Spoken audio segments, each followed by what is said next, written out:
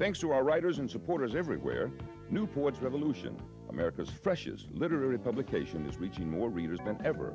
In time for our 6th anniversary edition, we're offering this exclusive 1-hour video featuring the original Black Panther's Raw, absolutely free, with your paid subscription to Newport's Revolution. For just $25, you will receive this one-of-a-kind publication every other month, which features some of the finest new voices in poetry today. You'll also immediately receive this sure-to-be a classic video produced by the Poetry Man for this limited gift offer only, not sold in stores or available for rental anywhere. To receive this limited anniversary offer of Black Panther's Raw, please write down our online and U.S. postal address, which will appear at the end of this special showing. Newport's Revolution is a mom-and-pop publication funded in part by a multicultural grant from the California Arts Council. Now, sit back, relax, and enjoy our flagship presentation of Black Panther's Raw. For suggested readings on this subject, we recommend A Taste of Power, a Black Woman's Story by Elaine Brown, Pantheon Press. Segments of this original footage did not contain audio. Those spaces have been filled with a special pre-recorded soundtrack. At no time will the soundtrack overlap any original audio. This video contains language some may find offensive and unsuitable for children. Parental discretion is advised.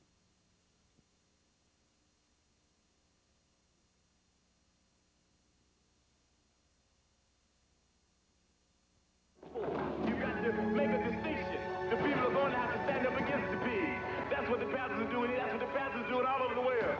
They can do anything they want to us. I am a revolutionary.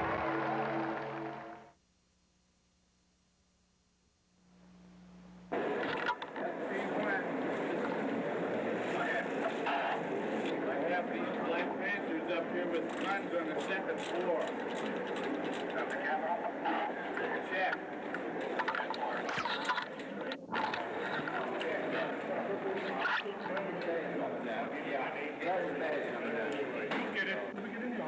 Wait a minute. Now, wait a minute. Right in the office. Wait a minute. Are you under arrest? Am I under arrest? Am I under arrest? You place him under arrest. Go ahead, brother. Am I under arrest? Am I? Take your hands off me if I'm not under arrest. Am I under arrest? I'm telling you to take your hands off me. Take your hands off me. What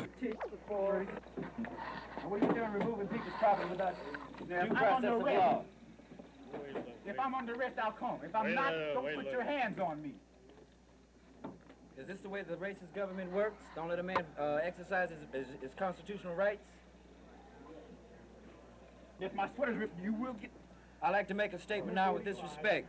Statement of the Black Panther Party for self-defense on the Mulford Act now pending before the California legislature. The Black Panther Party for self-defense calls upon the American people in general and the black people in particular to take full note of the racist California legislature, which is now considering legislation aimed at keeping the black people disarmed and powerless at the very same time that racist police agencies throughout the country are intensifying the terror, brutality, murder, and repression of black people. At the same time that the American government is waging a racist war of genocide in Vietnam, the concentration camps in which Japanese Americans were interned during World War II are being renovated and expanded. Since America has historically reserved the most barbaric treatment for non-white people, we are forced to conclude that these concentration camps are being prepared for black people who are determined to gain their freedom by any means necessary. The enslavement of black people from the very beginning of this country, the genocide practiced on the American Indians, and the confining of the survivors on reservations, the savage lynching of thousands of black men and women, the dropping of atomic bombs on the Hiroshima and Nagasaki, and now the cowardly massacre in Vietnam. Well, I think it's a ridiculous way to try and solve the problems that have to be solved among people of goodwill, and there's certainly nothing that can be done in the line of goodwill when Americans have guns with even the implied idea that those guns might be directed against other Americans. But I would think that some of the bills that have been suggested, such as not carrying a loaded weapon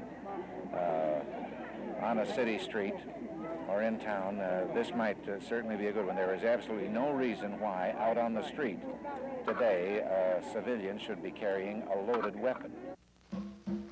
When the revolution comes. When the revolution comes. When the revolution comes. When the revolution comes, some of us will probably catch it on TV with chicken hanging from our mouths. You'll know it's revolution because there won't be no commercials. When the revolution comes, when the revolution comes, when the revolution comes, preacher pimps are gonna split the scene with the communion wine stuck in their back pockets. Faggots won't be so funny then, and all the junkies will quit their nod and wake up when the revolution comes. When the revolution comes, transit cops will be crushed by the trains after losing their guns, and blood will run through the streets of Harlem, drowning anything without substance. When the revolution comes, when the revolution comes, when the revolution comes, when the revolution comes, I hold pearly white teeth for all the mouths that speak of revolution without reference. The course of revolution is 360 degrees. Understand the cycle that never ends. Understand the beginning to be the end, and nothing is in between but space and time that I make or you make to relate. I just thought they needed service, you know, gas, have their windows cleaned and such, but then they started getting out with their guns, and had me a little bit puzzled. I didn't want to approach them. So one of them walked up to me and asked if he can have $2 worth of gas in his Pontiac over here. So I went ahead and put the gas in, and I noticed the guns were loaded, and they were just standing around. They didn't say anything. They just started, you know, tending to their windows and checking the oil. Then I looked across the street, and I saw one of the city police coming across with his motorcycle, and he had his eye on him, and it just seemed like everything broke loose. This place was swarming with city cops. Ours is legal.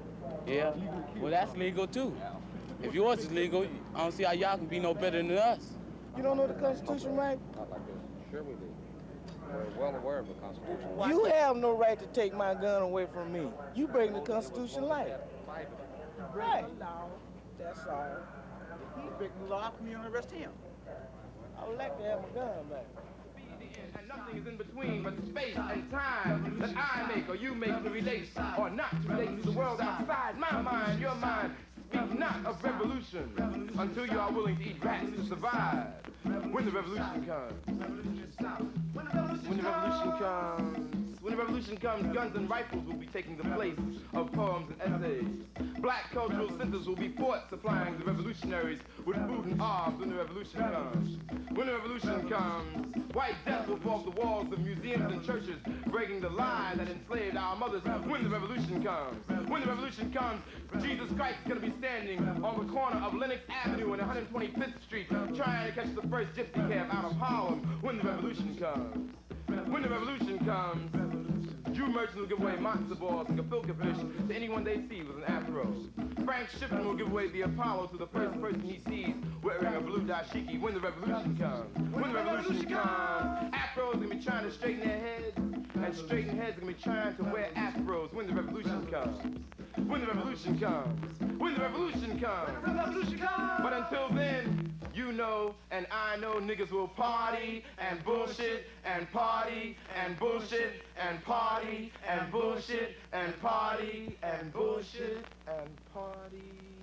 Some might even die before the revolution comes. Is this the pamphlet you're talking about?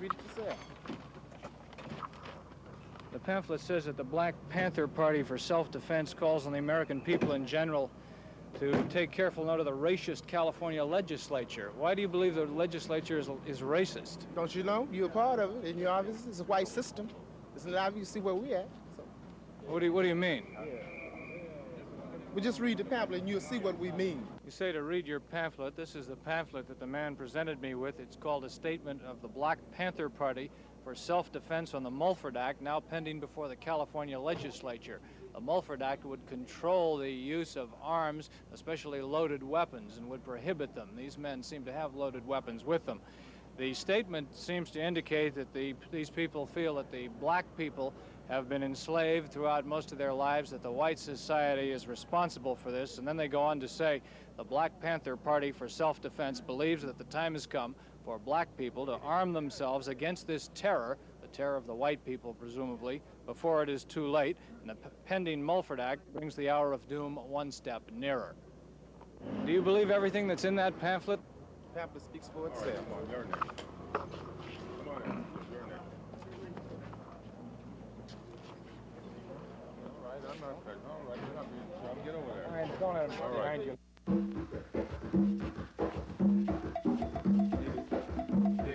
Niggas are scared of revolution. But niggas shouldn't be scared of revolution. All niggas. Because revolution is nothing but change.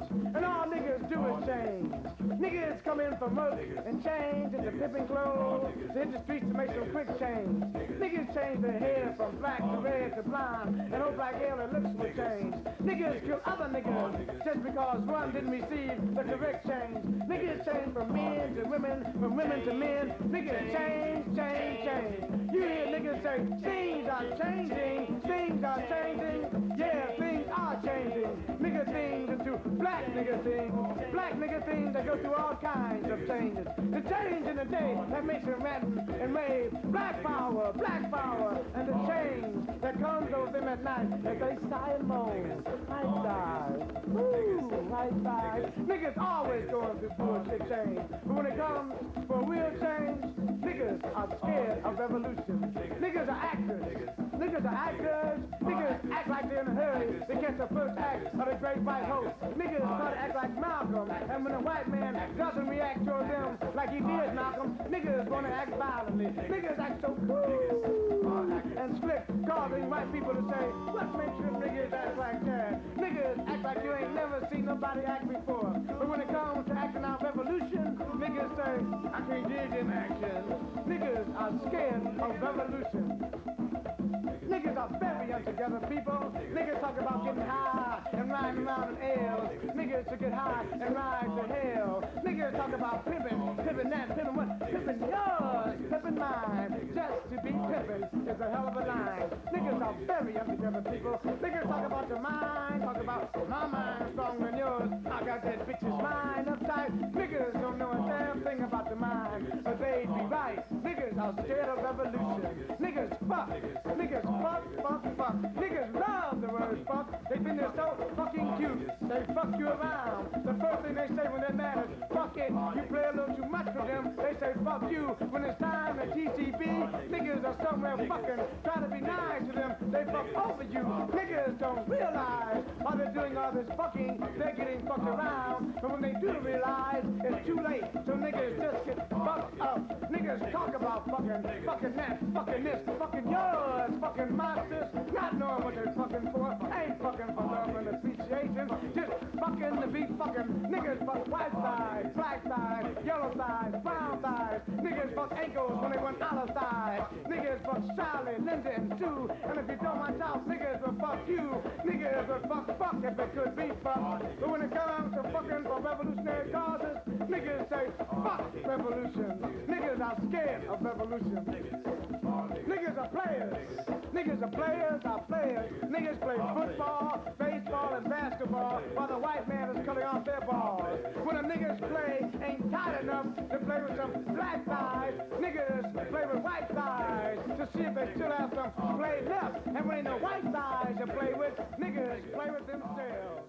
In this court and the people in the legislature have not been acting like human beings. They've put trumped-up charges of conspiracy and felonies on everyone who went in to exercise a constitutional right and said they had no right to bear arms in a public place. The California Penal Code Section 12020 through 12027, and also the Second Amendment of the Constitution guarantees the citizen a right to bear arms on public property.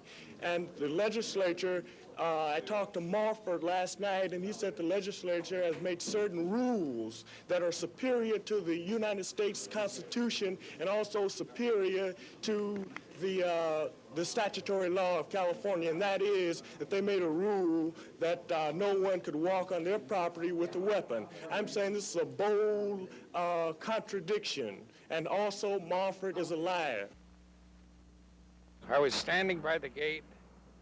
As a rule, the fellas that come through, if they have a card, we let them in. Otherwise, we don't. But this bunch came just rushing through. No stopping at all. They knocked me away from the gate altogether. Did it knock you down? Yes, sir. And what happened then? Well, they went on into the chamber.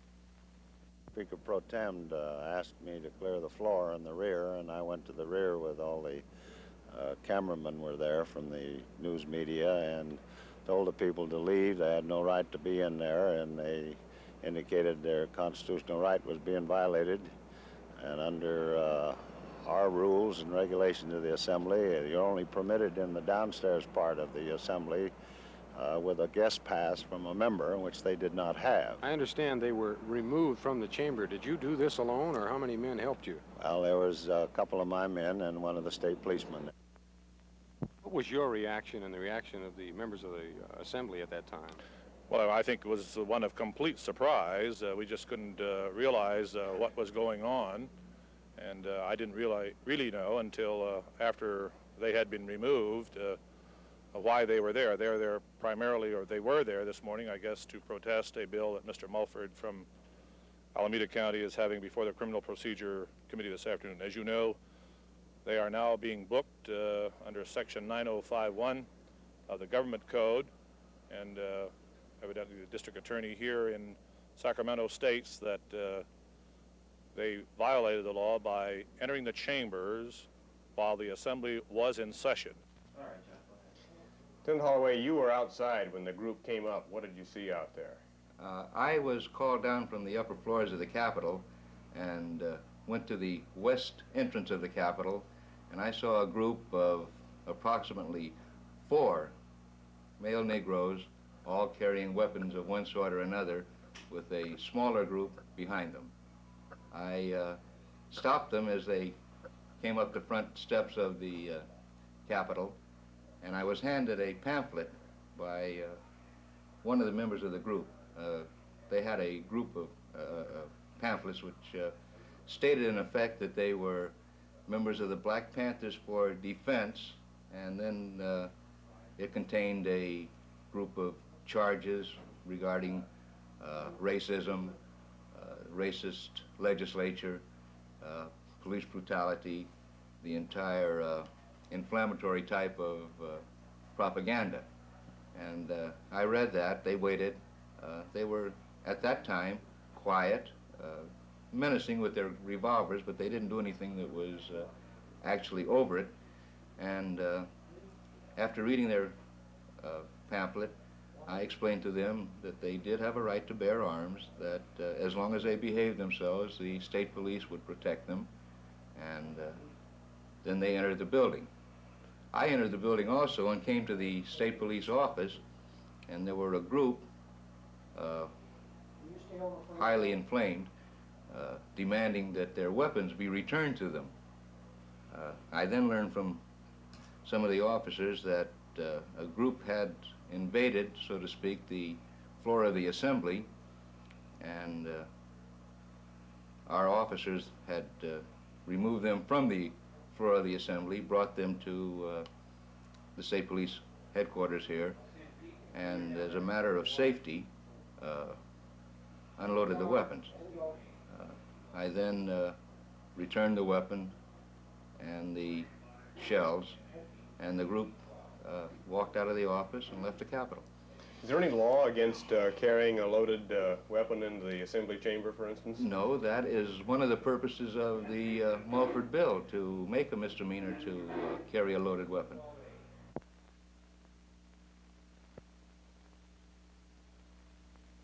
In the back of my mind, no.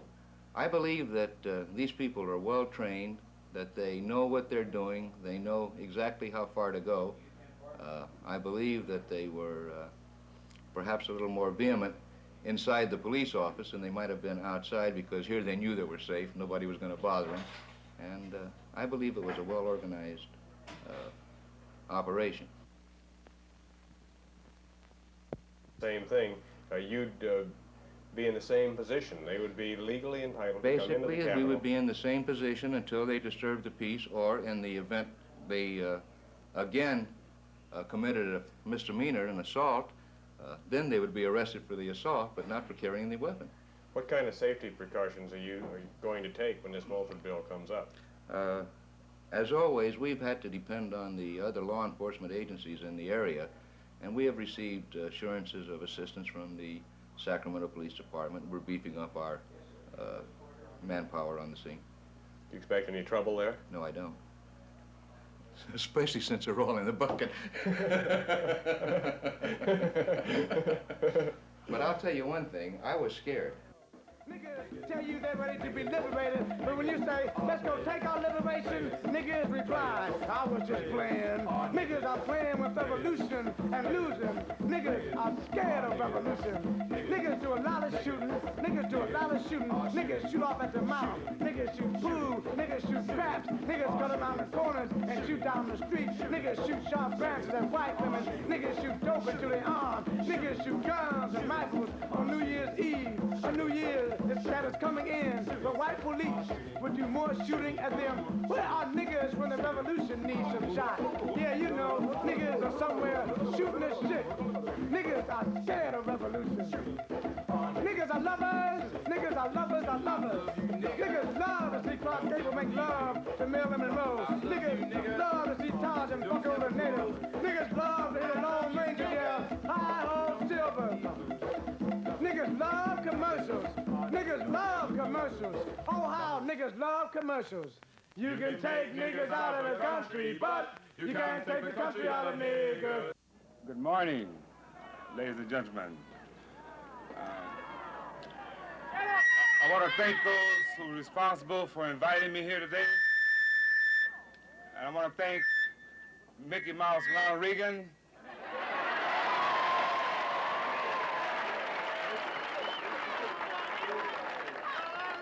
Donald Duck Rafferty, and Big Mama Unruh for making it possible.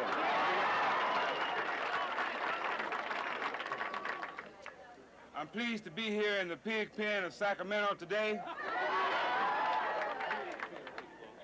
This is the pig pen where the racists and the oppressors plot their genocide and their crimes against the people.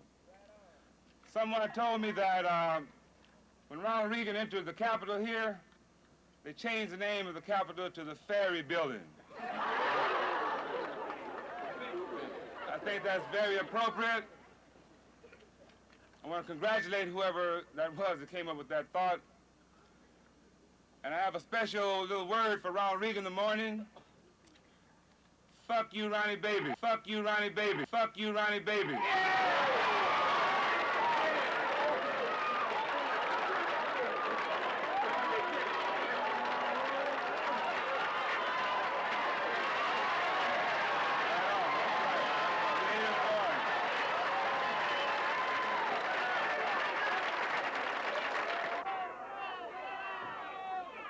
I believe that Ronald Reagan is a punk, a sissy, and a coward, and I challenge him to a duel. I challenge the punk to a duel to the death, and he can choose his own weapons. Could be a gun, a knife, or marshmallow, and I'll beat him to death with a marshmallow. You know, I lived in this area for a number of years. Folsom Prison is about 20 miles from here, I understand. And I had occasion, I had reason to keep my eye on what was going on in Sacramento. The prison system, the adult authority, had this headquarters here in Sacramento, appropriately here in the pig pen. I know that my parole officer has his comrades here today, his agents here. Same thing for Ronald Reagan, same thing for the adult authority, the same thing for all the wardens of all the prisons, all the pigs, the hogs who patrol the prisons. Fuck you, you dig it? I feel it's necessary to say that. It's necessary to say that because pigs of the power structure, or we're gonna have to turn that pressure around and I reiterate that challenge. And I will allow him to choose his own weapon. Choose anything. He can choose anything from a gun, a knife, to a baseball bat, and he can choose a marshmallow. Now, beat him to death with that. Shut you away from the regular channels, when they lock the doors, when they don't let you into the buildings, you have no other recourse but to take it to the streets or to the plaza. Even the property that they have, these big fat businessmen who sit on the Board of Regents, that doesn't belong to them either. They just don't know that yet. We didn't want to come up here and talk about hanging Reagan. I don't want to hang that punk. I want to challenge him to a duel, and I want him to accept it. There's no more middle ground. because the black liberation struggle, when the racists shot Martin Luther King, the bullet that killed him killed nonviolence. And this only means that black people have reached the point where they're saying no more. No more. If you shoot me, I'm shooting back. That you wound the tender ears of the people, particularly the Gentile, middle-class American white people. Well, I say this, that the term motherfucker is a legitimate term. Every father does that, but that's not the point. That's not the point, see? We could talk about you dirty mother intercourser. You know, we could say that. But it doesn't have the impact, it doesn't have the little pungent punch that I did, see? But see, the term has a history, and I think this needs to be understood. I don't think that black people need to be ashamed when they use the term motherfucker, because what that does, that refers to history. It means that black people have been subjected, because of the experience of slavery, to a matriarchal form of the family.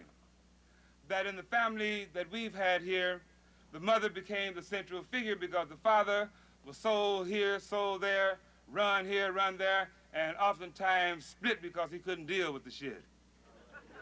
So the mother became the central figure. She became the object of veneration. So the worst thing that a person could do was commit incest and have sex or carnal knowledge of his own mother. So this is meant to be a profound put down, and when a brother really wants to put another cat down, he inflicts that upon him and calls him a practitioner of incest. That's all it means. A dishonor of the head of the family. Various ethnic divisions and around the world, because to control this capitalistic system, they were saying that what you do is alienate the moderate white people. But I noticed when they went to Chicago to try to support their candidate, a man who had taken a courageous stand within certain limitations against the war in Vietnam, when they went to Chicago to support him, Mayor Daley, taking his orders from Meathead Humphrey, you can't afford to talk to the members of your graduating class that they send down to enforce the edicts, the laws, the rules, and the regulations for this larger prison outside the walls of Folsom Prison. If it was not for the policeman with his gun and with his club, with his gas chamber ultimately backing all of that up, who would have any terror? Who would have any respect for these vicious laws that are written on the books here in the pig pen of Sacramento?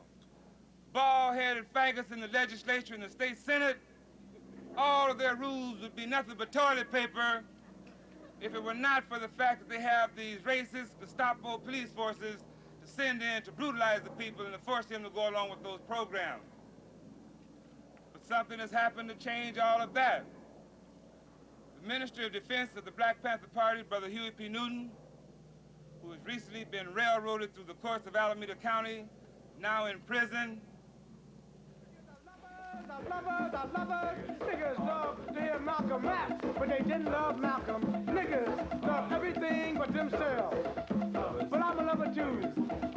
Yep, I'm a lover. To capture the imagination of the community, where the establishment is only alienating the people because they're interested not in the welfare or the practical problems of the people. They're interested in the bureaucracy and the very efficiently run military industrial complex that the people are supposed to serve to make it even run more efficiently, instead of these agencies and the political system in general being provided for the people, and so the people can receive a benefit not for efficiency but just for human dealings and human relations and the general welfare of the people generally.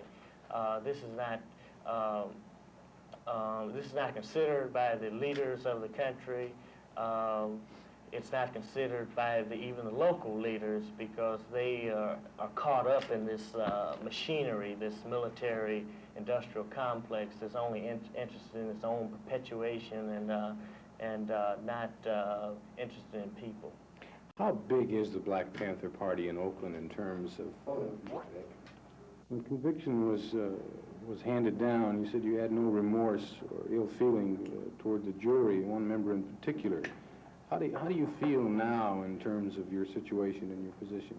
Personally, do you hold this against anyone? Has this changed your attitudes? Or? I made the statement that I had no remorse or no hostilities against Mr. Harper, who was the foreman of the jury. And I explained then that I felt that Mr. Harper thought in good faith that he was doing the best thing in my interest, and this was a compromise. I believe that he engineered a compromise. And I think he did this simply because he saw that he couldn't get an acquittal, even though he believed in my innocence. He saw that he could get an acquittal, and instead of getting a hung jury where I would have to face a first-degree murder charge the second time, and maybe with an all-white jury, because the district attorney would probably have been upset by the outcome of the trial. He was afraid that I would have an all-white racist jury and that I would be convicted of maybe first-degree murder. So I believe that he engineered the compromise. I believe that there were some people on the jury who wanted me to be convicted of first-degree or second-degree murder. But Mr. Harper saw the injustice and that he thought he was doing the right thing, which I don't agree with him. I would rather have been tried again with a hung jury than tried again on all of the charges. Do you plan to do any type of writing about your experiences or what has happened to you? Do you have plans for a book or anything? Yes. A book is coming out in a few weeks. It's called The Minister of Defense, and it's a collection of essays that I wrote, and the introduction is by Eldridge Cleaver. So this is one book that's finished, and these essays, most of them were written before I went into jail.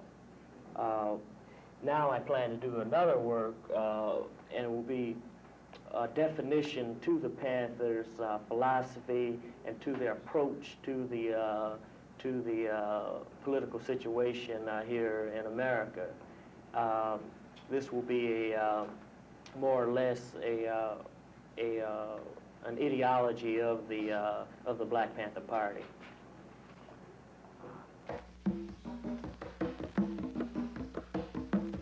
Night descends as the sun's light ends, and black comes back to blend again.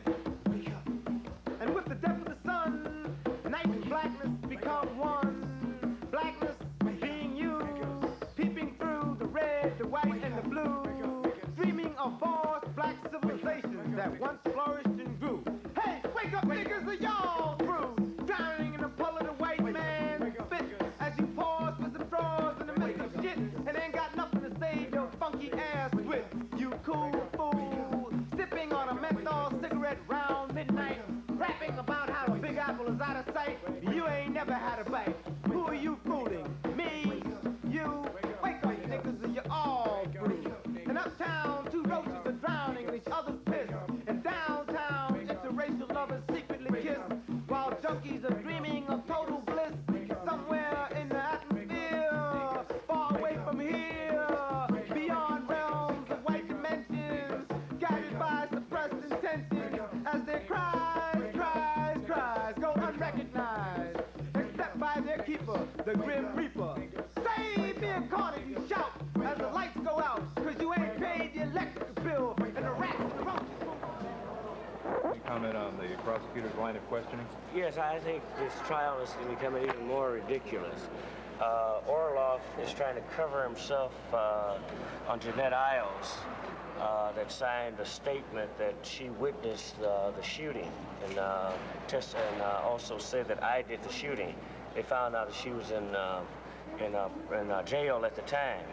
Du Bois, defense attorney, according to my knowledge, found this out. But now he wants to say that I put a witness up to testify against me on a murder charge. So I guess he would assume then I put Lee Bowie up to testify against me, and Jenkins.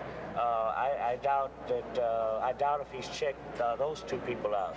My defense now is to try with all of our efforts to go through and try to find out where Lee Bowie was, not Lee Bowie, but Jenkins was at the time. We know where Lee Bowie was because we already have that testimony.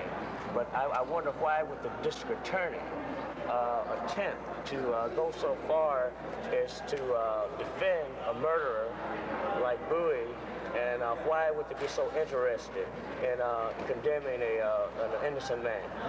The prosecutor suggested that drop this case now, and the judge should give me a directed verdict of acquittal. Do you know any of the acquaintances of Jeanette Isles? No, I don't. I've never heard the name Jeanette. About the Black Panther Party, and you did as well from the stand today. What effect has this trial had and is having on the party at this point? Well, it's having a very bad effect upon the spirit of the party because I'm facing a life imprisonment. And Orloff might think this is some sort of game, but this trial deals with my very life. And the party is in support of me, as well as the community is in support. And everyone who sits, all the friends who sit in the courtroom, more and more see how ridiculous this trial is. Well, you say that it has had a bad effect on the party. His membership dropped. You testified today that it dropped to 200 when you came back from Cuba. Well, they didn't drop to 200 when I came back from Cuba. I was asked earlier in 1966, 67, what was the membership of the party? It's about 10,000, about 50,000 supporters. And through the years of harassments, jailings, murders such as Fred Hampton and Mark Clark, who was murdered there in Chicago by the police. Fred Hampton was asleep when he was machine gunned. All of these things caused the party to slowly lose membership. So the number 200 didn't happen just when I got back from Cuba. It was over a long period of time. The prosecutor seems to be saying if you had on the night of the shooting, why did you go to Cuba? I say that, the reason I went to Cuba was because I was afraid to work out a defense. And I came back from Cuba and I think that this is another manifestation of government mistreating citizens.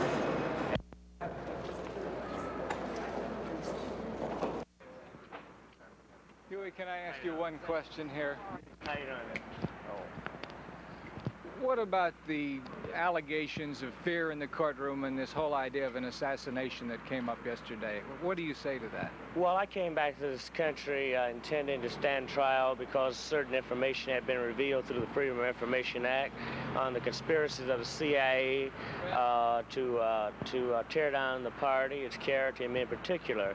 Now, I think it's absurd for me to go to trial on the eve of my preliminary and be involved in something that hundreds of Panthers.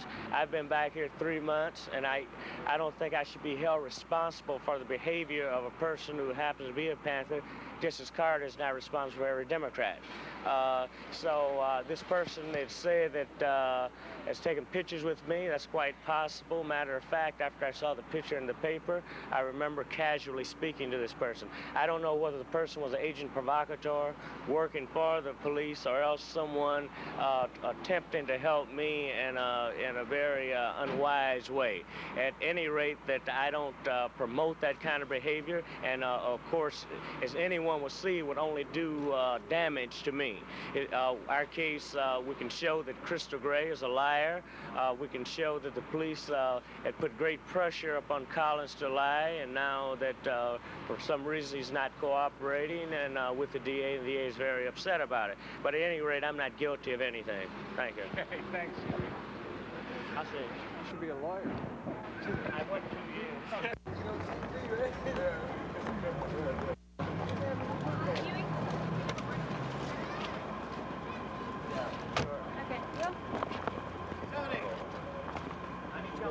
Question So, yeah, get some shots. behind me. Okay. Okay. We'll have to wait till after.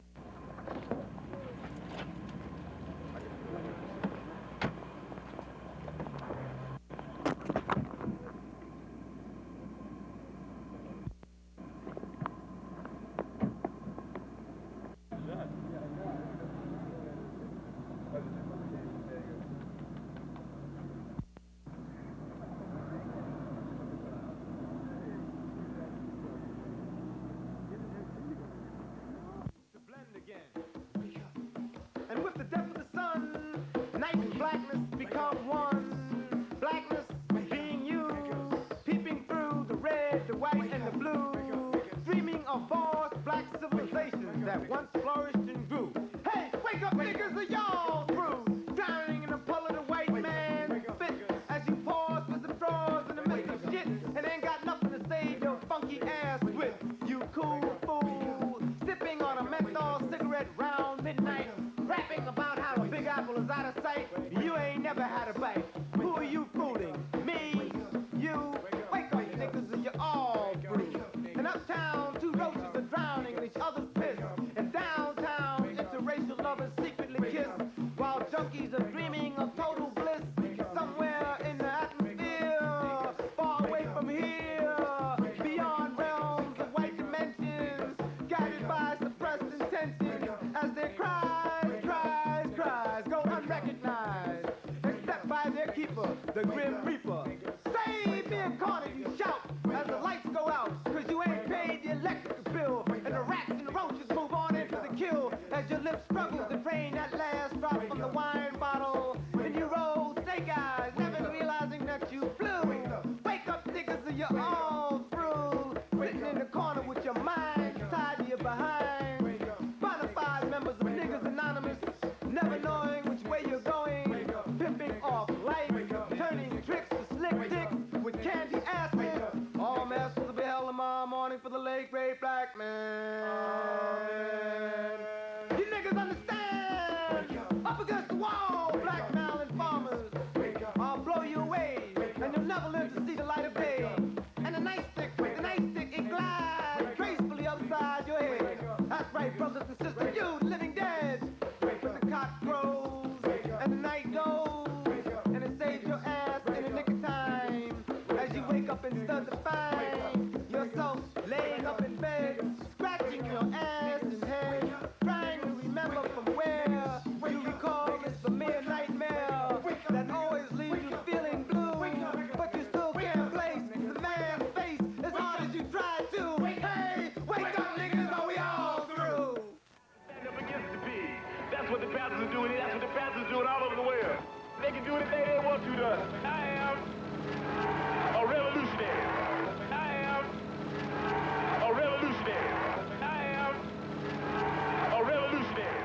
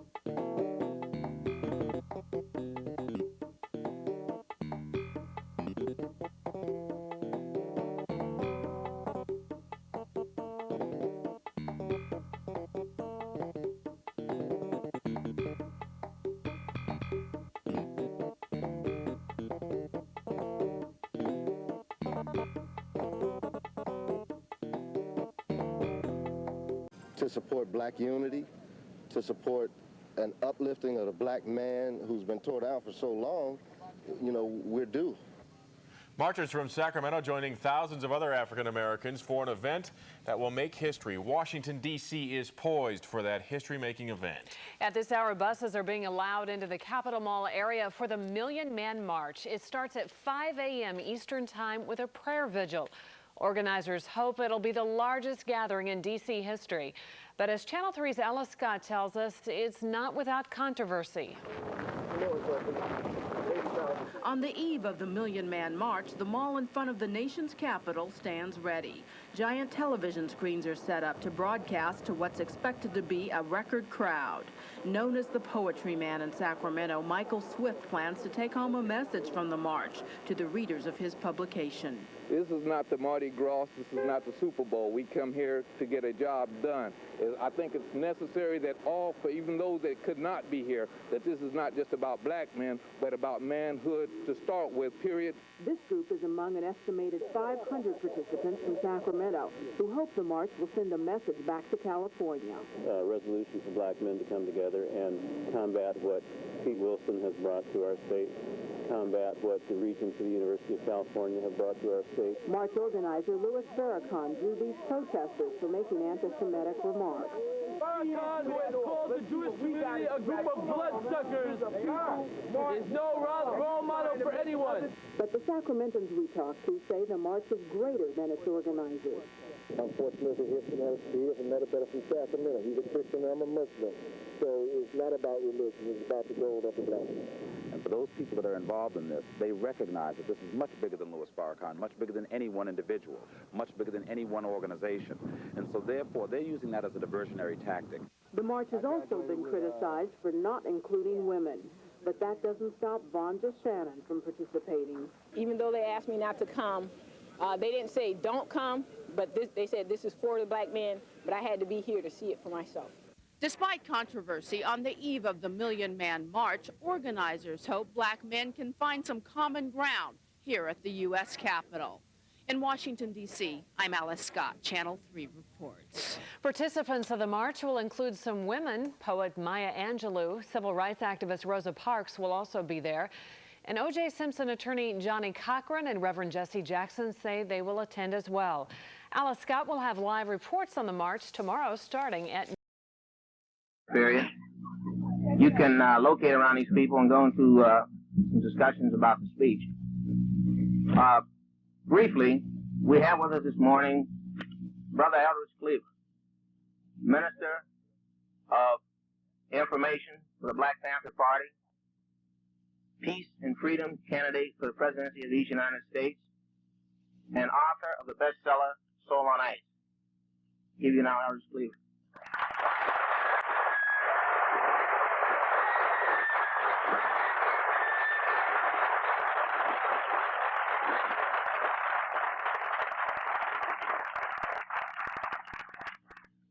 Good morning, ladies and gentlemen. I want to thank those who are responsible for inviting me here today. And I want to thank Mickey Mouse Ronald Reagan,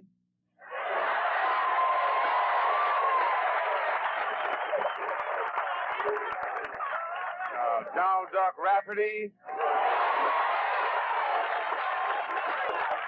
and Big Mama Unruh for making it possible.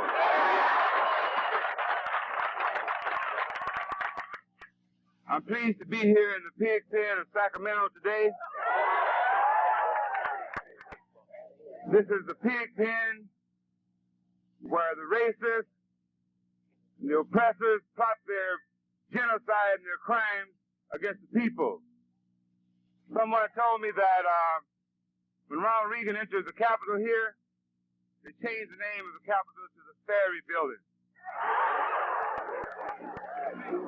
I think that's very appropriate. I want to congratulate whoever that was that came up with that thought. And I have a special little word for Ronald Reagan in the morning. Fuck you, Ronnie baby.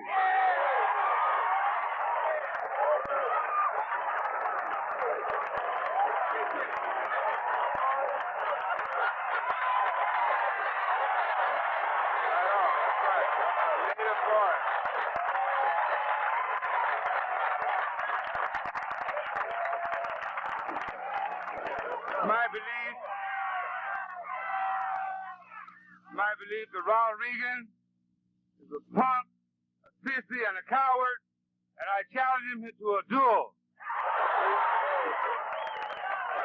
I challenge the punk to a duel to the death, and he can choose his own weapons, to be a baseball bat, a gun, a knife, or marshmallow. I'll beat him to death with a marshmallow. You know, I lived in this area for a number of years. Folsom Prison is about 20 miles from here, I understand. And I had reason to keep my eye on what was going on in Sacramento. The prison system, the adult authority, has its headquarters here in Sacramento, appropriately here in the pig pen. I know that my parole officer has his comrades here today, his agents here. Same thing for Ronald Reagan, same thing for the adult authority, same thing for all the wardens of all the prisons, all the pigs, the hogs who patrol the prisons. Fuck you, dig it? I feel it's necessary to say that. It's necessary to say that because they're going around threatening me with prison again. They're telling me that I didn't go along with their program. They warned me when I was released from prison that there were two things that I was not to do. I was not to say anything or write anything derogatory about the prison system or about any big politician. And what I want to know is how can you say anything relevant today without talking about the pigs of the power structure? How can you do that? So that we cannot go along. We cannot go along with their program. We feel, in fact, that their prisons, that their oppressive laws must be turned against them because they are the criminals, they are the ones who are out of order, and they are the ones who need rehabilitating, and they will never stop me, whether they put me in prison or not, from saying what I want to say because it's none of their business. They are public servants. I'm a taxpayer, you dig it? And they receive their paychecks out of my pocket, and I'm going to see to it all those who receive their paycheck out of my pocket act in the desired manner because they're out of order. They must be brought under control, and this is the problem confronting the world today, particularly here in Babylon. We have a problem here in Babylon of arrogant public servants. These pigs in uniform, your local police, the Gestapo forces, are public servants. These racist, demagogic politicians are public servants. Yet they've gotten the attitude, they become so arrogant that they pretend and they act like they own the people.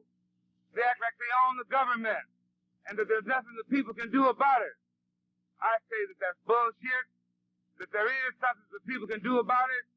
There's always been something that people can do about it, and that is we can walk into those legislatures, grab them by their ears, by the scruffs of their neck, and drag them out and throw them in the gutter where they belong. We can do that. There's nothing they can do to stop us except confuse us, divide us against each other, tell you that the Black Panther Party, Eldridge Cleaver, is a racist, that he represents a threat to white people, and then tell us that white people are becoming more and more racist, that in fact their second choice for the presidency is the racist pig from Alabama, George Wallace. This is a lie. We know it's a lie because when they made these polls that we see in the papers, did they come to you and ask you what you felt about George Wallace? They didn't come to me and ask me what I thought about the motherfucker, you dig it? So that what they're doing is using propaganda to confuse people and to sway public opinion to make people think that this is a trend so that everybody will want to hop on the pig wagon, you dig it? But that's not what's happening. I believe that Richard Nixon finances all the publicity for George Wallace. Because what he does is set George Wallace up as some right-wing extremist which conveniently places him as a middle-of-the-roader. So that he's a very sly, slippery, greasy pig. He's been in that game a long time, and he knows how to ease his way through those tight squeezes. He's trying to ease his way into the White House. But really, the whole election this year is irrelevant, isn't it? You have a choice between oink, oink, and oink. That's the choice. That's the choice that the people have. That's not a choice that we could feel comfortable about the next 4 years. Because the tensions of the world, the tensions within this country have reached a point where something has to give. Either the people are going to have to cave in under the pressure put upon them by the pigs of the power structure, or we're going to have to turn that pressure around and make the pigs cave in. Today, we say that you're either part of the solution or you're part of the problem. There's no more middle ground. There's no more middle ground. Because the black liberation struggle in this country, which is really the motive force behind all the boat rocking that's going on, has reached a point where it can't turn back. Nonviolence was blown away with Martin Luther King. When the racists shot Martin Luther King, the bullet that killed him killed nonviolence. This only means that black people reach the point where they're saying no more. No more. If you shoot me, I'm shooting back. If you put your stick upside my head, I'm going to put something upside your head. Don't come to me talking about you're going to spray mace in my face, because I'm not going to have it. That we recognize that you're not Superman. You're not Superman. You're just another man. You have a uniform on. You have a badge on. And this is supposed to frighten people. We have been indoctrinated to fear you. We have been indoctrinated to respect authority, no matter whether it's been perverted by pigs or not.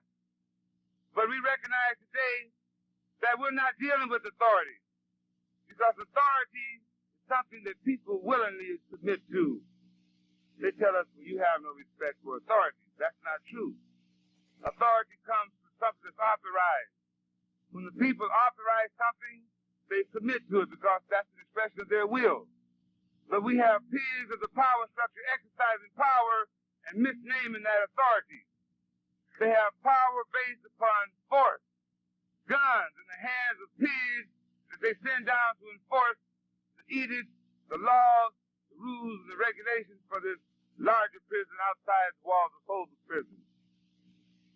If it was not for the policeman with his gun, with his club, with his gas chamber, ultimately backing all that up, who would have any terror? Who would have any respect for these vicious laws that are written on the book here in the pig pen of Sacramento? Bald-headed faggots in the legislature and the state senate, all of their rules would be nothing but toilet paper if it were not for the fact that they have these racist, Gestapo police forces send in to brutalize the people and to force them to go along with those programs. But something has happened to change all of that. Minister of Defense of the Black Panther Party, Brother Huey P. Newton, who has recently been railroaded through the courts of Alameda County, now in prison, he was here, he was listening when Brother Malcolm X was here writing it down. Brother Malcolm X prophesied that black people have been placed in a position where they had no choice. They had no other alternative but to arm themselves against the aggression of the power structure. While Malcolm X was here talking about that, I was laying in Folsom Prison listening. Huey P. Newton, Brother Bobby Seale were in Oakland, California listening. Black people all over this country and also white people were listening. Young white people were listening with more of an open mind than these old bald-headed reprobate racists who are so ingrained with racism that even though they recognize that what they're into is evil, what they're into is destructive and chaotic, that they ain't gonna change.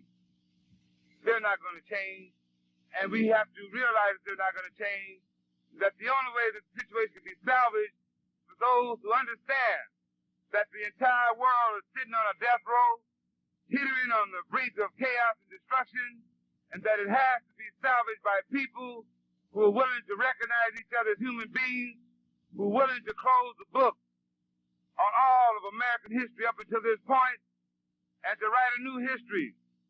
Heretofore, we've had a history of the pigs, for the pigs, and by the pigs. That's what we've had. We've had a history. We've had a government, a lying government that has become so foul, so corrupt, so degenerate, that even the president has been repudiated by his own party. They call that a credibility gap. What they were really saying, that Lyndon Baines Johnson is a lying motherfucker. That's what they were saying. That's what they were saying. They were saying that his report, his statistics, cannot be relied upon by the people.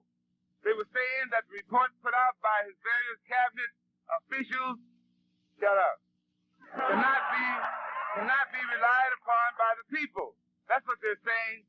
But in accordance with American history, where everything that's relevant is glossed over, swept beneath the rug, they say, well, LBJ, baby, you got a credibility gap going.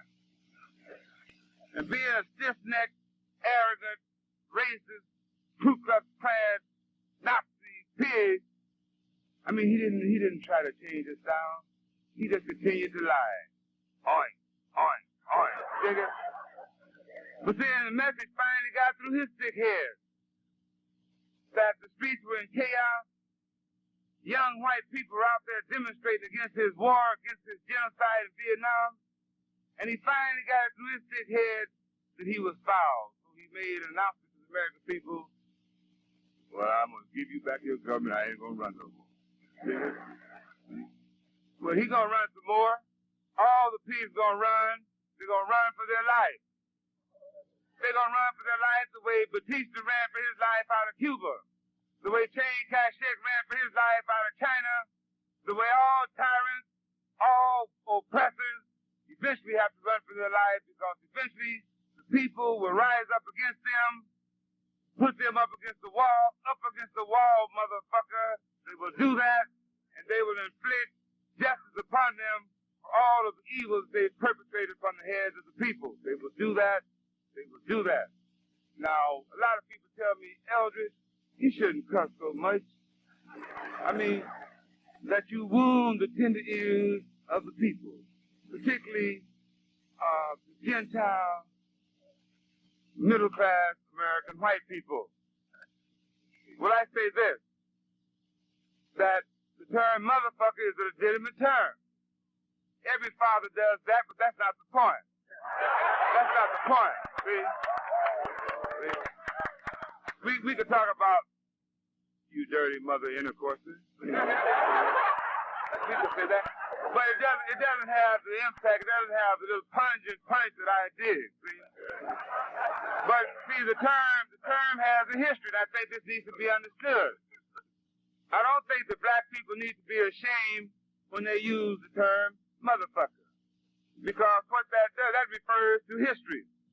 It means that black people have been subjected, because of the experience of slavery, to a matriarchal form of the family. That in the family that we've had here, the mother became the central figure because the father was sold here, sold there, run here, run there, and oftentimes split because he couldn't deal with the shit. So the mother became the central figure. She became the object of veneration. So the worst thing that a person could do was commit incest and have sex or carnal knowledge of his own mother. So this is meant to be a profound put down, and when the brother really wants to put another cat down, he inflicts that upon him and calls him a practitioner of incest. That's all. A dishonor of the head of the family. European society, they say patricide. They could have said a father fucker, you know. But I mean, I don't think that we need to be uptight about those terms. Nothing disgraceful about that. I don't feel disgraced. I like to say those things. Okay. I have a situation on my hands where I was invited to go to the campus of the University of California, Berkeley, and say motherfucker to a student class there who wanted to hear that. You see? Now, this was supposed to be an experimental course. What these students did, they looked out in the community, and they saw something happening there. They saw that the Black Panther Party was very actively involved with the question of racism, trying to deal with racism. And they wanted to relate to that. We've spoken on the campus of Berkeley many times. We've visited many classes there. Ready, all right, okay. So that they wanted to bring this into the classroom because they felt that this would be beneficial, that perhaps a series of lectures could be structured around that, and maybe something beneficial would come out of it. Well, you have to remember that this is an election year. You have the Democratic Party, the Republican Party, fighting over the public trust, fighting over the money bags, fighting over control of the hydrogen bombs, guns. And they need issues. So Max Rafferty,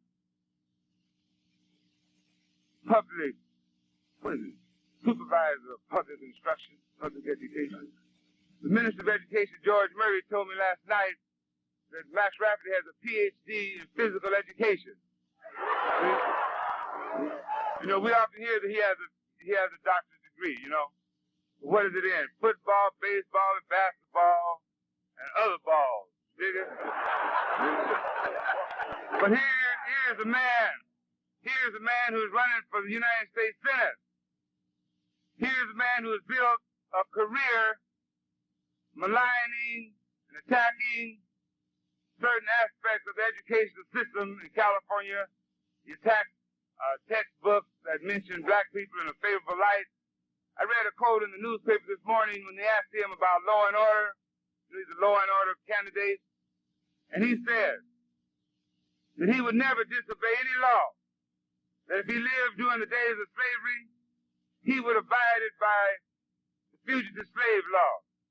That if a black slave had sought refuge in his house, he would have turned him over to the slave owners because he is dedicated to law and order.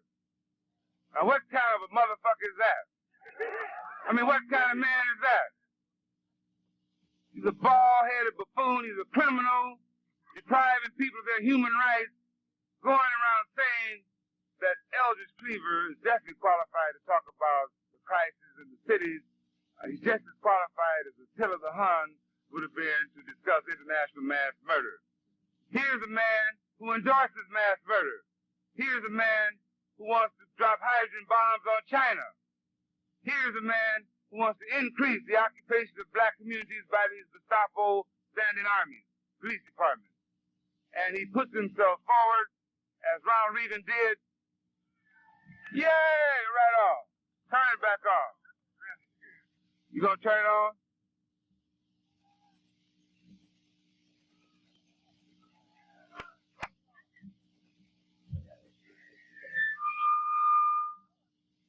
One, two, three.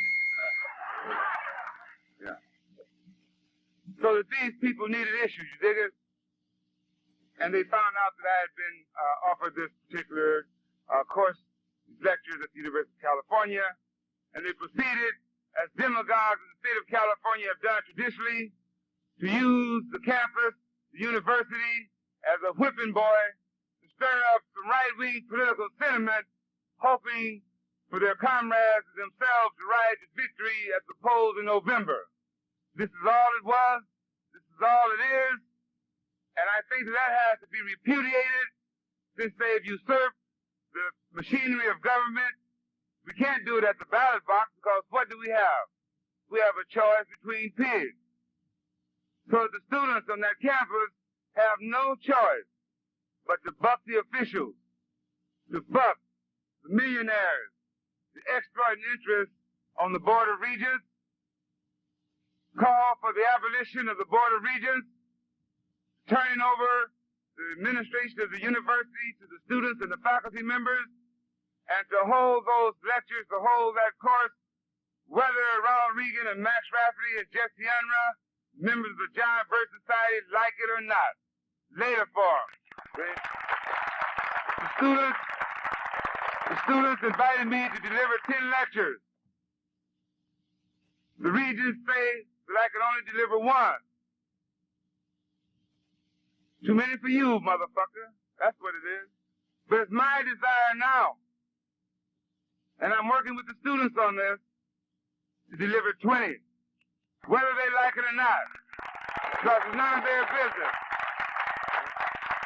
And Ronald Reagan and Max Rafferty will not be allowed to audit the class. They will not be allowed to do that, even though they are the ones who need it most.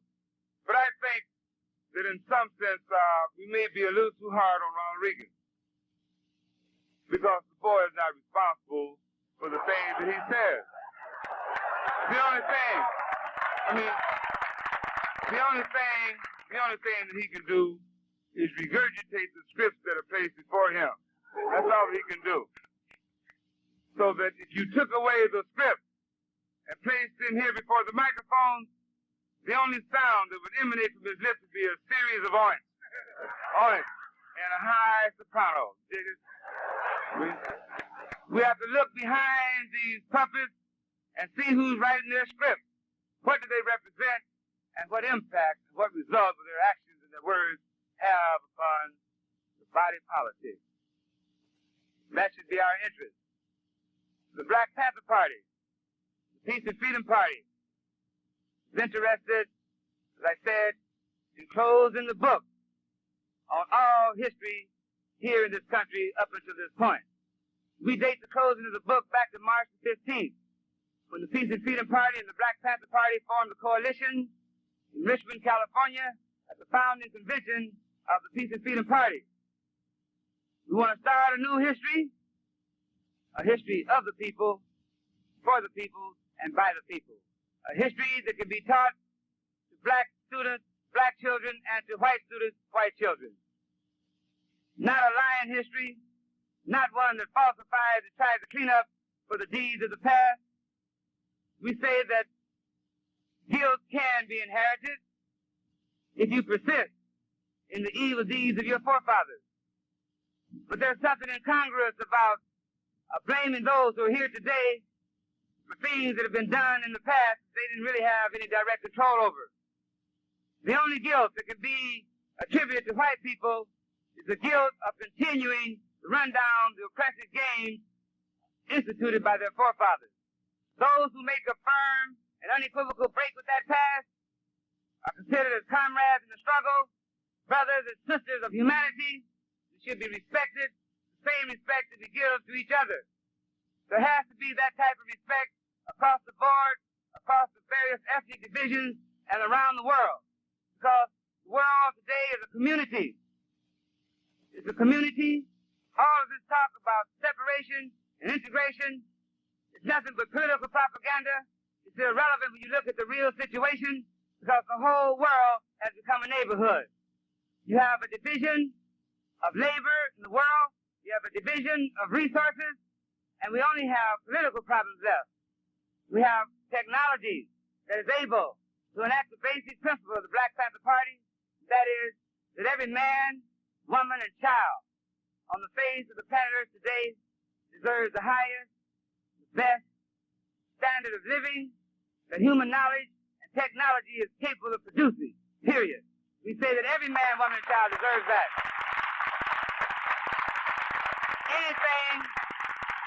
Anything and everything that stands in the way of that has to go by fair means of foul, by any means necessary, because the oppressors have no right, which the oppressed are bound to respect. No right. The exploited businessmen who control this capitalistic system are criminals. The politicians who defend their interests are criminals. And the racists, the Stapo occupying armies that back them up are criminals. And they have no right, which the people are bound to respect. The capitalistic system controls this country, is the chief obstacle to progress in the world today. Bankrolling oppression all over the world, financing, arming every oppressive regime on the face of the planet Earth. From South Africa to the puppet regime in South Vietnam to the occupying regimes in the black communities right here in Babylon. It's this government, this economic system that is doing that. It's this government, this economic system that has to be changed. It has to be changed or the world is going to go up in flames. Because on the one hand, you have people in the socialist world who have liberated themselves from capitalism and who are not going to return to capitalism, no matter what the revisionists in Czechoslovakia try to do, no matter what the CIA tries to do around the world, no matter what the FBI tries to do, no matter what the Marines and the Green Berets try to do, no matter what all of these agencies combined together try to do, the world has to be liberated from an anachronistic system that is not capable of fulfilling the desires and needs of the people. We need an economic system that functions on the basis of the needs of the people, not one that struggles along, cripples, rumbling along according to the margin of profit and loss of some fat, funky businessman laying up in the white suburbs. That's not what we need. We say that the expropriators must be expropriated. That here in America, we're not going to turn America over to the Soviet Union or to Chairman Mao, although they could deal with it. See? But we need a specific application of the universal principles of socialism, a homegrown, Yankee Doodle Dandy American version of socialism that can provide a life, a good life, qualitatively good life for the people. The people have a right to that. They have a right to bring all of the intelligent investigations of the past to bear on their present problems. No longer can we afford to sweep Karl Marx under the rug, because the man was heavy. He had a lot to say. The man was a scientist, the man was a genius, and he knew what he was talking about. He is yet to be refuted. He cannot be refuted, because what he talked about, what he had to say, could be verified by experience. We know that the capitalistic system, based on the institution of private property, is asinine and absurd, particularly for black people.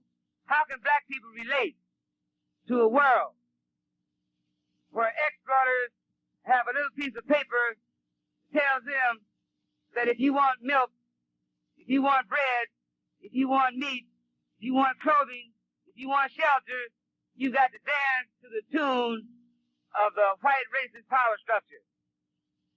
The white racist power structure, the P's who proposed that structure, from Rockefeller to Reagan to his mama. They came here naked from the womb like everybody else. They didn't come here from the womb with deeds of trust to the land, to the resources. They came here naked, crying like everybody else. Dig it? They came here that way. They didn't come here with any blue chip stock pinned into his naked ass. See? The earth was here. The earth is still here. And since we need access to these resources in order to live, we have a right to it. And no man is going to stand up and tell me that I can't eat, that I can't have a place to shelter, that I can't have clothes if I want that. Because if he doesn't provide a way for me to get it through the economic system, if he doesn't want to put me on welfare, as Mickey Mouse Reagan doesn't want to do, if he doesn't want to provide me with medical attention, I mean the best medical attention that's available, I mean when they start passing out hearts, if I need one, I want one. I mean if there are hearts available, I don't think that only the rich pigs should be allowed to have hearts. I think that everybody has an equal right to the heart. A heart for everybody, a heart for nobody. See? I don't want him telling me that. We don't want to hear that. And so, it has to be done. Whether they want to hear it or not. Whether they like it or not. Because really there's nothing they can do about it. Because there are more people in this country than there are pigs. The only way that they can win through the age-old technique of divide and conquer, by making white people think that it's the intention of wild-eyed black radicals, militants, crazy niggas with guns, niggas, to come through the white suburbs to kill the babies. See, that's the only way that they can put us uptight, or as I said, by frightening black people, the specter of genocide, by telling us that the white people are now letting their racism surface and that they're going to support George Wallace. Therefore, let's support Nixon and saddle ourselves with 4 more years of this heritage. That's bullshit. And we don't have to go for it. And we have the eternal resort, it's always reserved to the people, of having another Boston Tea Party. You can have another Tea Party. We can take it into the streets. We can build a revolutionary movement that can tell the pigs that you have usurped the machinery of government. You perverted the channels of redress of grievances. You leave us no redress. You leave us no avenue for redress. So that we are going to take it into the streets and debate this issue through other means. Through other means. Now, the people who supported the late Senator Kennedy, people who supported the late Senator McCarthy, have had a lesson brought home to them. Like they used to they had a McCarthy faction within the Peace and Freedom Party, and they were always criticizing us for calling the pigs pigs. They were saying that what you do is alienate the moderate white people.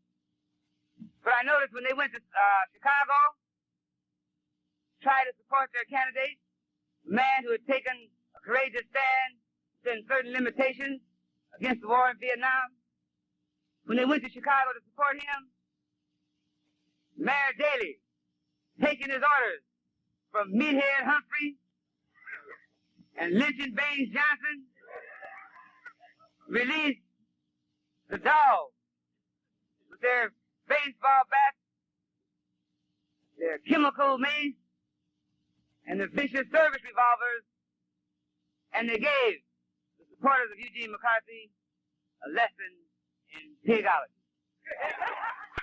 And what we saw was that the supporters of McCarthy were calling them pigs. Gestapo. The chairman of the delegation from Wisconsin said that he had gone to Chicago thinking that he was going to participate in a democratic process, and he went there to find out that the Democratic Party had turned into the Nazi Party. And, I mean, we had been saying that all along, but he just didn't see it. So that those who were criticizing us for calling the pigs pigs ended up doing that themselves. Is there anybody in the audience besides the pigs who get uptight when we call a pig a pig? All right, tender-hearted baby. When they crack your head, call him law and order, okay? Call him the guardian angel. Call them the guardians of the law. Call them the guardians of the law. What is that, censorship? How do they go about doing that? PG&E, right? PG&E should be the first company that's nationalized. The telephone company should actually be the first means of communication. The mass media should be taken out of the hands of the pigs of the mass media, placed in the hand and control of the people. Let me give you one example. I don't know anyone who is not uptight about their phone bill. I don't know anybody. And what that represents is a tariff on communication, because the rich people can afford those phone bills. They have all kinds of sophisticated devices. Sacramento! What you gonna do? Can you hear me? Well, I'm not gonna talk. I'm gonna turn this motherfucker back on. Find out where the pig is who's doing that.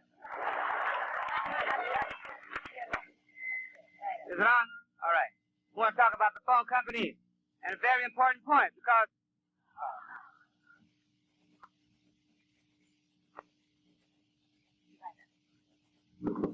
is it on?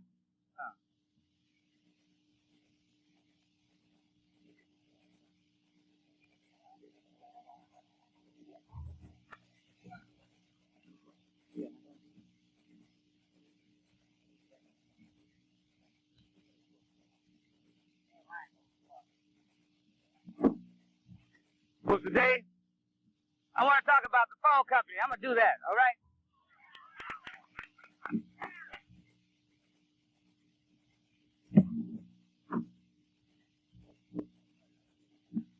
See, it's very important when you recognize that when you have a country with about 200 million people in it, that one of the key things that holds people together and allows them to have an understanding, communication and transportation. So that when only the people who are affluent, only the people who have big money are able to stay in contact with their graduating class, with their childhood friends, with their neighbors, with their relatives, with their roots. That when you start talking about alienation, you're talking about people who cannot communicate with each other. So that when they have these tariffs on the telephone, you can't afford to call your mother in Mississippi. You can't afford to talk to the members of your graduating class. You cannot afford to continue a lifelong friendship, relationship with large numbers of people because you just can't afford the price. So they create a situation where only the rich people, people with money, with means, are able to maintain this communication. And this creates alienation, this creates confusion, and this disunites people from each other.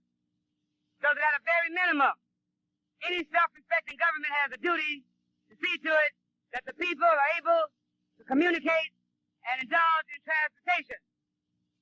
I think that's very clear. That if communication and transportation is essential to civilization, that it's the duty of those that we set up to manage public affairs to provide that. So that the telephone companies in this country should first be nationalized. The telephone service should be made free to the people. Because the machines, the only thing they require is the cost of maintenance, paying of a living salary for those who work, keep the machinery functioning, and we don't need to pay these large inflated dividends to the leisure class. We don't need the leisure class anymore. We never did. We definitely don't need them now. We definitely don't need to have a tariff placed on communication in order for them to lay up, fornicate, and oink on the Riviera. We don't need that. It's insulting, it's ridiculous when you walk onto an airplane and have to pay $200, $300 across this country, fly across this country. Because only the people with big money can really afford that. Transportation, communication, very clearly should be made free to the people, and the only cost that's legitimate is the cost of producing it. That's the only cost.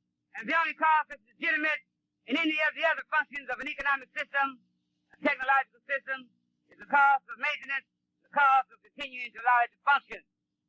But these inflated profits that go into the pockets of the rich families, of the 400, of the Ronald Reagans and their backers, of the Nixons and their backers, of the Rockefellers and the Fords and the Mellons and all those pigs, that money and the money that they're wasting on these murderous weapons of war should be used here domestically to do away with the ills that are being inflicted upon the people. How can you look yourself in the mirror? How can you look at your face when you sit around and allow the government of your state to castrate a vital program like medical care for the aged? What kind of man is it who would deny medical treatment to those who need it most? What kind of system is it that here was a girl in San Diego who had an affliction and she needed an iron lung? The iron lungs were available, but she didn't have $2,000 or $3,000 with which to pay for it. And the government took no notice of that. If it hadn't been for some philanthropic people, not rich people, but a poor man in New York who had had an iron lung for his wife who had died and was willing to donate that to this young girl, if it was not for that, the government wasn't going to move to provide her with that. So how can we live under a system that will deny an iron lung to someone because they don't have the price to pay for it? I say that a system of that type is insupportable, it's illegitimate, and it has to be changed. What do you say about that? What do you say about a system? Do we have to change a system that will deny medical attention to children? Do we have to change that? Do we have to change the system that denies medical attention to old people? Do we have to change the system that's willing to spend millions and billions of dollars to murder people across the water, to murder people here at home, and refuses to authorize anything for welfare? Do we have to change that? Do we have to put a stop? Do we have to put a stop to these pigs brutalizing citizens? Do we have to put a stop to that? Can we do that? Do we have the will? Well, I say that we have a strategic method of doing that. And I want to talk now to the ladies in the audience. Some man did that. I say that we're going to have to do this some other time, some other place.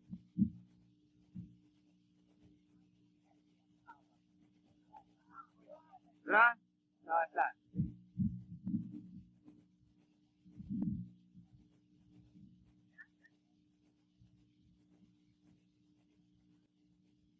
Well, who was it? There we go. It's on. Keep wiggling it, man.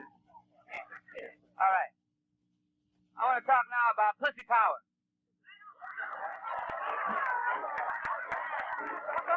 I want to say that political power grows out of the lips of a pussy.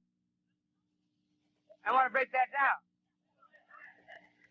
And we said that you're either part of the solution or you're part of the problem. And all the ladies in the audience, I don't give a damn if the men like this or not. I mean the substance of me saying this. I know you can relate to that. But I want to say this, that if you consider yourself to be part of the solution, how can you justify laying up as part of the problem? I'm saying that love. I'm saying that sex can be progressive, can be revolutionary, it can be conservative, it can be reactionary, it can be counter-revolutionary. I'm saying that you're not justified in laying up, allowing some chump to slobber over you if he's not willing to stand out, become a warrior in defense of the tribe, support you, defend the people against all of the evils and all of the pigs who are putting the people in jeopardy. That if you do that, you're giving aid and comfort to the enemy. That's what you're doing. That's what you're doing. And you don't have to do that because you have the key to revolution, success between your thighs, whether you know that or not. That we have all these males running around here talking about their men, saying that they're men, actually thinking that they're men, but when it comes to defending the requisites for survival in society, they start talking about their nonviolence. They start talking about they want to do this by peaceful means, whether those peaceful means will work or not. We say that when they come to you, drive them away.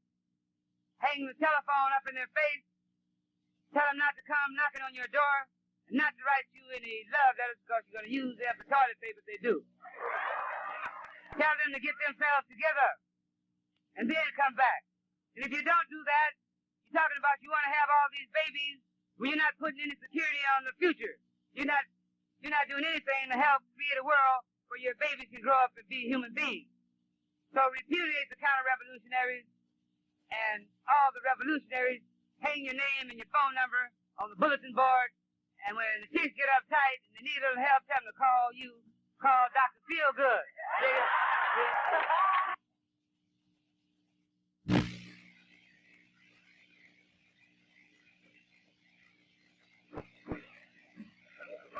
One, two, three.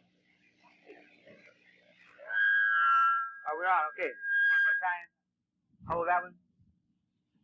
So I hope that the girls get that message and put it into practice. If there's only 2 or 3 of you that got the message, put together a little pressure group. Get yourself some buttons that say, "Put your power." And do a little agitating. Do a little agitating, spread the word around, because it has to be done.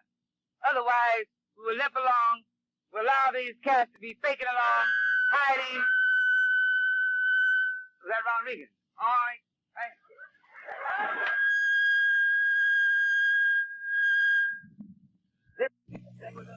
Do a little agitating, spread the word around, because it has to be done. Otherwise, we will limp along, to allow these cats to be faking along, hiding. Was that Ron Reagan? All right. Right.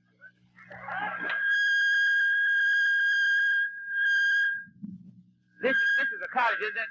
You would think that since this problem began, that we would have some enterprising person who would have dealt with that. But this is attribute or the description of what Max Rafferty has done to education here in California. I have one more thing I want to talk about. We said the nonviolence died with Martin Luther King. Now, we may be wrong in saying that. It may be that when we die, it very well may be that when I die, according to the racist soon, according to my desires much later, you know, whenever that is, if I find myself before the throne, if I find myself before the throne of God, this long hippie beard, and he judges me and condemns me for not following Martin Luther King, for not advocating nonviolence in the face of violence, if he condemns me for that and casts me down into the hellfire to burn forever, what I'm going to do is look around for the advocates of pussy power, for the members of the Black Panther Party, for all the revolutionaries who are sure to be there with me, and say, let's get a coalition going against the devil and deal with him. Deal with the devil. And if God in his wisdom forms a coalition with the devil against us, then we have to deal with him. Huey P. Newton says that the spirit of the people is greater than the mass technology. We have to move beyond the technology, overcome the technology, and that the human spirit should never be crushed beneath any octopus, beneath any monstrosity, no matter what that name. I say it's better to have anarchy than to have a system of oppression. And I go along with Lucifer, who was cast out of heaven, and who said, better to rule in hell than to serve in heaven. That's what Sekou Touré in Guinea said when de Gaulle asked him to knuckle under to his new constitution. Sekou Touré said that we'd rather be slaves in our own country, slaves to ourselves and free to ourselves, than to be slaves to the French, slaves to the oppressors, slaves to the imperialists. That we'd rather perish in our poverty, die free under our own government, under our own freedom, than to bow down and kowtow to the pigs of the power structure. And that has to be the spirit of the people. It has to be, because there are a number of things that we have to do. The number one thing for the Black Panther Party is freeing our leader, Huey P. Newton. Huey P. Newton must be set free.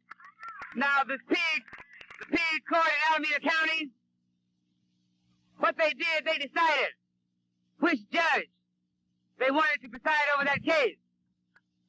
So they didn't have a black judge over there to give it to, that they could rely on to bring back the verdicts they wanted. So they picked what historically considered to be next to a black man in this country. They had a Jewish judge, Judge Monroe Friedman. Today is Yom Kippur, is that right? The Day of Atonement. Unless our plans were aborted, there should be a demonstration going on before Judge Monroe Friedman's synagogue today in memory of those who perished in the Warsaw Ghetto, and calling attention to those who presided over the final solution to the Jewish problem. They have picked a Jewish judge, the Goyim, the Gentiles, the racists, hiding behind the Jewish judge, because they thought that people would say, well, he's an honest man. He has some knowledge and some history of dealing with oppression and racism, so this man would definitely give a fair verdict. This is what they want us to believe. But I went to that court, and I watched that pig preside over that trial. I watched him when evidence was presented, when the defense brought forth witnesses with pertinent testimony. I watched him send the jury out so that they couldn't hear it and listen to it, and then say that that's not relevant, and wouldn't allow it to come before the jury. I watched him do that. And I watched him when the attorneys discovered that the district attorney had falsified a document by an eyewitness who had said that he didn't see the man, he couldn't identify the man who had done the shooting. They changed that to read that he did see the man and that he could identify the man who did the shooting. This is what they did. They falsified that, they changed it, and that went before the jury. And when the attorney discovered it and tried to bring the new discovery before the jury, I watched this pig, Judge Monroe Friedman, refuse to allow that to go before the jury. So he's a murderer, he's a pig, and he is a disgrace to the memory of his brothers, his ancestors, his relatives who perished in Nazi Germany and in the Warsaw Ghetto. And this is a day of atonement, and I have no faith at all that that pig is atoning for anything. As a matter of fact, what I better be doing, getting ready to go to trial before him, that same court, on charges that I tried to ambush some Oakland pigs. Can you imagine that? They had all these weapons. They had guns that they used in Vietnam. They said, we tried to ambush these pigs. Well, I can shoot straight, you dig? See, I can shoot straight because I practice. See, I have long practice. And I know that I can shoot straight. And I know that the people that they have charged as my co-defendants, I know that they can shoot straight. And if we had tried to ambush those pigs, they would have been dead. But what they did, they shot us. They murdered Bobby Hutton, and they shot me, and they charged me with trying to ambush these pigs. So that when you're dealing with a situation like that, when you're dealing with pigs, drunken pigs, on a police department, who are so ravenous in their hatred for black people that they drive by our offices and shoot holes through the window, take target practice and pictures of Huey P. Newton, myself, and little Bobby Hutton, whom they've already killed. Drunken, open pigs charging us with doing to them what in fact they've been doing to us. And the case that you know about where they shot up our office, that wasn't the first time that happened. I mean, that's usually, they've been doing that all along. We stopped complaining about it. Because when we complained about it in the past, what they said was this was a publicity stunt by the Black Panther Party, that we were trying to get our name into the paper. But on this particular night, they came by, and they shot up the office, and other people saw it. Not the members of the Black Panther Party, although some of them saw it, but they were so stupid that they came by in a convoy. And Lion Chief Gaines of the Oakland Police Department appealed to the people not to condemn the Oakland Police Department as a whole, just because there are two bad apples in the barrel. He was lying, because there were not just two officers. There was a convoy of 3 or 4 cars. And the only reason that these two got caught is some citizen, a Mexican-American woman, wrote down the number of the car. One car was a black and white car with a number on the side. The rest of them was plain cars that you couldn't see the license plate in the dark. But these pigs came down, stopped in front of the office, fired their shots, went down and made a U-turn. They came back and shot some more. And when they shot the first shot, the report of the guns brought the people out, and when they came back, they watched them in amazement shooting up the office. And they charged them with firing guns into a building that might possibly have been inhabited by people. They should have charged them with the intent to commit murder, because in fact, there are apartments above our office, apartments behind our office, and these high-powered rifles that they were using penetrated through the walls, went through several walls, and went into the apartment where people were sleeping, men, women, and children. So why aren't they charged with the attempt to commit murder? You go down and shoot a hole in the police department window and see what they charge you with. They're going to kill you, that's what they're going to do. So why should they get off so lightly? And why should this lying chief of police, Pig Gaines, come out and say that not to condemn the entire Oakland Police Department when he knows that there were more than 2 officers involved, 2 pigs involved? When he knows that 200 members of the Oakland Police Department threatened not to show up for work if those 2 men were disciplined.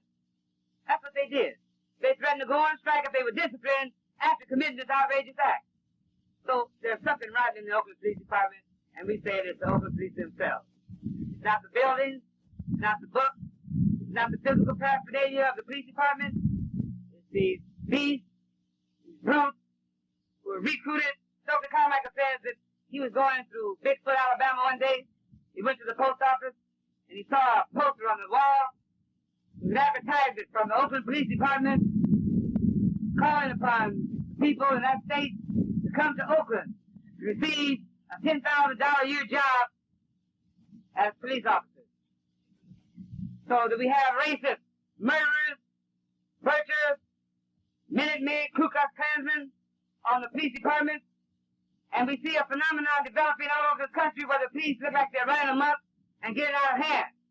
What you have to understand is that the police have developed a caste consciousness, just as the military has a caste consciousness, that they are charged with certain noble duties. They're defenders of the people. There's a mythology, the mystique involved in that. They are the guardian angels standing guard over the people against the barbaric horrors from without.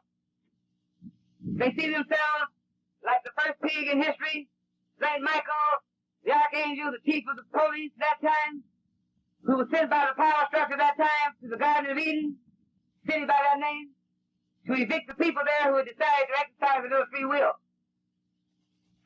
Went there with his flaming sword, the forefather, the ancestor of the policeman's gun, and drove the people out of that city. And that's their tradition. Their tradition flows from that. In the Western world, they see themselves as the guardian angels of civilization. They're motivated by honor, duty, and self-sacrifice. And they feel themselves to be misunderstood. And so they want to remake society, civilization in their own image. They have united with demagogic politicians. In the Bay Area, we have a politician running for the Assembly, and he is a candidate of the Oakland Police Department. He has the endorsement of the Oakland Police Department, and you talk about a military-industrial complex, you got to talk about a police-military-industrial complex, because the police perform domestically what the military does internationally. The same function. This is why the Black Panther Party talks about the police as an occupying army, because they're in control of the same people who control the military. The same people. After Lyndon Johnson placed the problem of the black community under the Pentagon, after the heroic uprisings by freedom fighters in Detroit, he didn't place it under the Department of Health, Education, and Welfare. He turned it over to Robert Strange McNamara, who at that time was the head of the War Department, the Defense Department. And so they have these battle plans that they've drawn up in the Pentagon, and every chief of police with the delegation of his top flight crew has been going to the Pentagon, receiving a blueprint and a battle plan to bring back and implement in these cities. Right here in Sacramento, in San Francisco, in Los Angeles, all over this country. They have got that battle plan, and the police are becoming militant. They call themselves militant now. The police are the best organized interest groups in this country. They're organized on a military basis. Tight organization from top to bottom. They have an ideology. They have position papers. And they have international machinery. You've heard of the International Association of Chiefs of Police. They've got their lobbies. And they've got big money. And they are cast with all these motivations. And they are combined with politicians. And they're moving to consolidate their control, make their power overt, and they're going to defend their turf.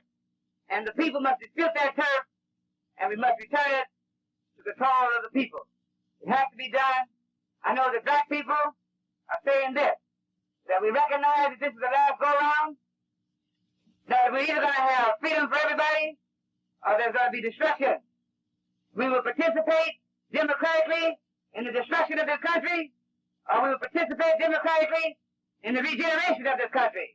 It's largely up to white people. And I think that, like Bobby Dylan says to Mr. Jones, talk about keeping up with the Joneses, but Bobby Dylan tells Mr. Jones that there's something going on, there's something happening, and you don't know what it is. Do you, Mr. Jones? Well, he don't know. Mickey Mouse Regan don't know. That's why we just have to hold that class over there to get that thing through to him. That's why we have to come here. That's why we must have pussy power.